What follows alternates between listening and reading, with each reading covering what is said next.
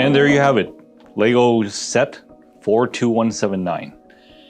A few notes I want to bring out as I was doing this speed build. Number one is, when you're doing this build, make sure your gears are aligned, because if they're not, they would slip. I find it a little difficult to do, especially during a speed build, because you have to have that element of precision. And why is this important? Two reasons. Number one, you want to make sure everything fits and everything snaps into place so that nothing juts out, especially for a set with all these mechanical components that you need to make sure it aligns so it works. Secondly, and this is even more important, you'll notice that in this set, you have the three planetary orbitals, the three celestial bodies. You have the sun, the moon, and the earth. They're all moving. None of them are stationary.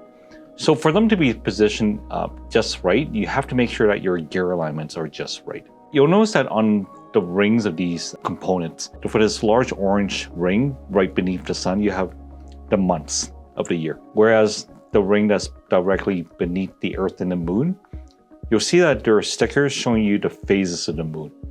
So I'll demonstrate how this works. There's a crank that you turn here, and what it does is that it drives it controls a drive system, a gear system that's beneath this build, where it turns all three bodies simultaneously, as well as moving the earth around the sun. So when you do that, you'll notice that there's also these little indicators, like this piece right here, pointing towards where the months are. So I'll start off with the large ring.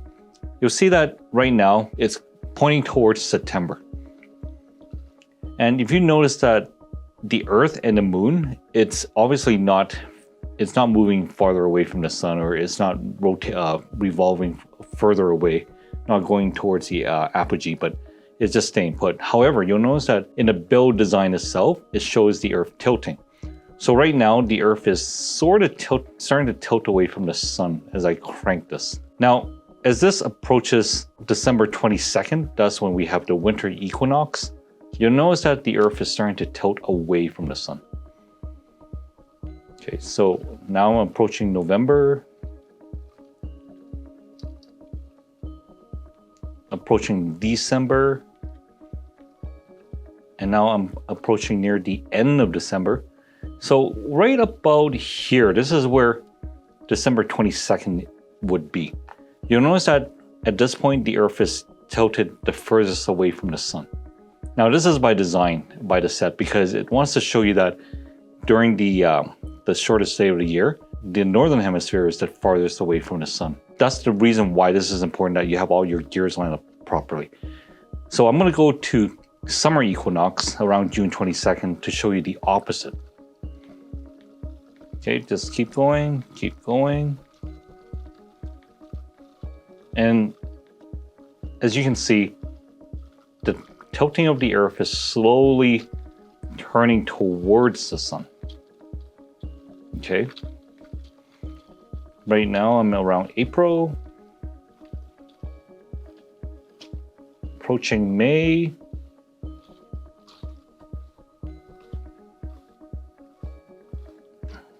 Coming up towards June, past June, and now we approach approximately June 22nd. And as you can see in this model, the Earth is tilted the closest to the sun in relation to where the northern hemisphere is. So that's the reason why it's important for you to get the gear set right for the orange ring, so that you have this feature done properly. The other feature is, I want to make sure that when you build this component here, all the gears are put in properly in the right place and they're aligned properly, because if they're not, your phases of the moon wouldn't be accurate. So I will now start with this part where there's no moon, because the moon is right between the sun and the earth. So at night you won't be able to see the moon because it's not there. It's not on the dark side of the earth right now. If you move it to about here, you have your first phase, second phase, third phase, and then right here, new moon.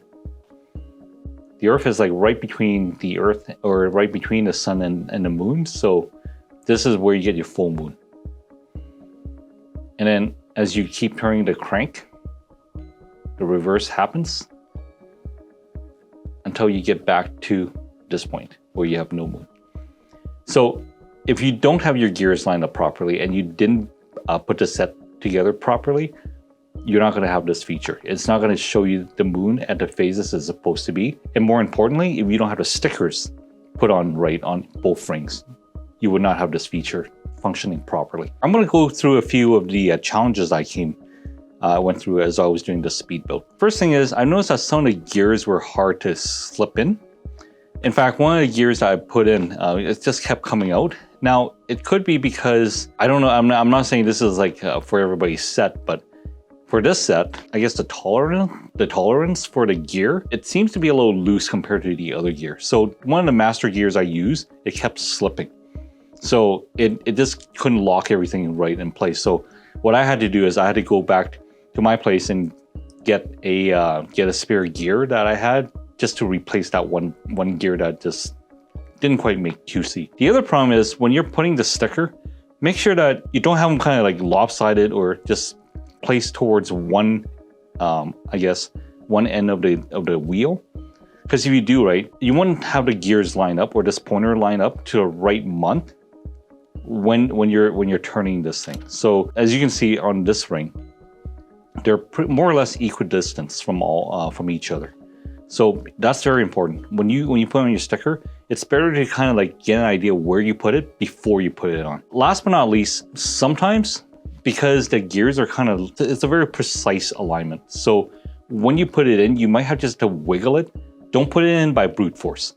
Because if you put it in by brute force, it's not going to work. In fact, I had to kind of massage a few of these pieces because when the gears were not put in properly, it slips. And when it slips, the gear kind of gets stuck in one position and it kind of throws the entire model off by a little bit. It sounds trivial, but if you kind of play with this around for, quite a bit and you keep turning it, the slippage kind of adds up and it kind of makes it slightly inaccurate over time. So make sure when you do put everything together, be extremely precise, which is kind of hard to do for a lot of people, or you just kind of wiggle the parts in if you can. Now, I've seen some modifications online where people actually put a bulb in there. Yeah, you can do it, but it does, for me, like, I prefer to have it the way it is, like factory finish and whatnot. I know some people also try to add other planets, like say Mars, Venus, and Mercury, like all the inner planets. I'm sure there is a mock instruction out there somewhere, but you have to remind yourself when you do that, right? You have to make sure that the gear would be, I guess the gear system would be able to catch onto each other, and also when you make the turn, it doesn't cause any slippage when you're doing it. The more gears that you have in the Technic set, the harder it is for it to align properly. Last but not least, the one critique I do have for this set is you'll notice that it kind of wobbles a little bit when I turn the gear. And the way that they have the set design is they just have some Technic pins holding everything in place in the base. So I also see some other modification where they kind of extend the leg out a little bit, so just to give that greater stability. I hear some people saying that there are there are ways to make this a little fancier, like it kind of look plain for what it is. But keep in mind at the same time, right? Like it's Lego, you can kind of decorate it any way you want. You can like modify it any way you want. But the mechanism is the start of the show here. I don't think Lego ever made a set like this, if I remember correctly. In fact, I think this is like the first set ever. And this is one of the sets where Lego is trying to bring the old classic space theme back. So if you go to your, I guess your local toy store, your department store, or the Lego store, you'll see that they have a moon rover, they have spaceships, they have space base, they even have Duplo space. So this set is designed for the more seasoned and more experienced Lego builders. So if you're planning to buy this set, it goes for anywhere between $75 when it's on sale, and in some places I see it going for $110, but usually you'll see it like around $100 range. Is this set worth it? I think the set, in my opinion, is one of the better sets that came out from Lego in the last, I would say, 5 years, especially for Technic. It's not a car, it's not an airplane, it's just something different. So if you want a piece that kind of shows off what Lego can do, this is it. Final notes, if you want to get some help in lining up the gears set, I would watch, like, you know, some of the older Lego videos, like older Lego video reviews, where it kind of gives you some of the tips and tricks on how to put on the axles and how to put the gears on so that it aligns. Because you'll see that a lot of these beams and a lot of these specialized pieces, they have these holes or these ports where you can put the Technic pins in. But sometimes when you're trying to put a bunch of pins in together and trying to slap an opposing piece together to make the casing, kind of like what this beam here is right here, right? There are some tricks. So I would either, like, you know, watch some of those videos, or, you know what, just do it the old-fashioned way. Take a few pieces, put them together, and just kind of practice aligning the pieces, the Technic pieces, when you're putting this together. You're going to have a lot of patience if this is your first Technic set, and if you've never done anything this complicated before, just hang in there. Take a break and just, yeah, don't do it on your own pace. This is meant to be fun. If you like videos like this, please hit the subscribe button, like us, and leave a comment. Thank you.